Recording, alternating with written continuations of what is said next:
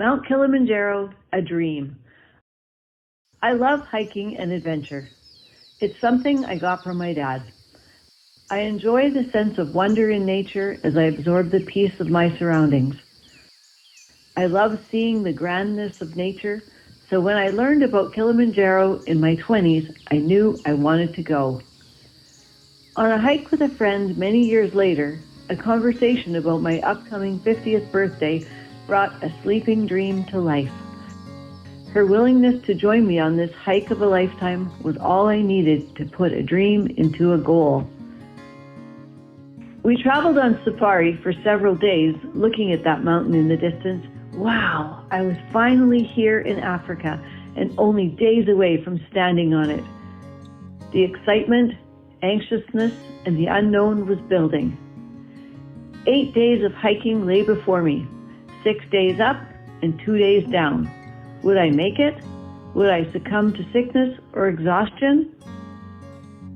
I heard our guide shout, "Pole, pole," meaning slowly, slowly in Swahili, and I had yet to realize how important that would be. As we hiked, each step was methodically slow, allowing us to navigate the steep inclines, something that is so important to reach the top. Too fast, and altitude would remind you to slow down. The climb was going well, but my biggest fear was still ahead. The infamous Barranco Wall was looming just ahead, and as I approached it, my pulse quickened. The pathway up was narrow, the kind of narrow that kisses your nose to the rock wall and squishes the air from your lungs. It was incredibly high. This part of the journey needed pinpoint focus and intentional steps. Alone, it would have been hard to get through, but I clung to the encouragement, support, and wisdom of my guides to get me through. On the last day of our climb to the summit, we started the climb at midnight.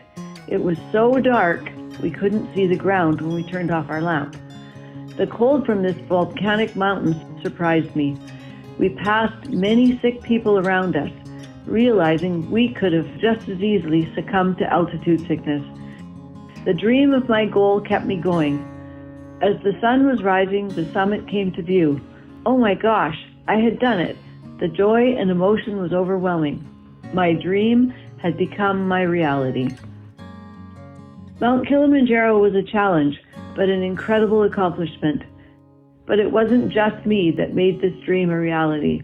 It took friendship and 16 people, a guide, a cook, our porters, carrying our food, our gear, our tents, our toilet. This team was our lifeline on the mountain. We did it because of their support, their encouragement, and their incredibly hard work. Life is a team effort.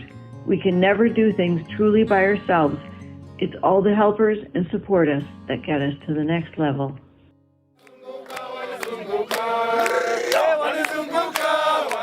Kunila nyama, kunila nyama, kunila nyama.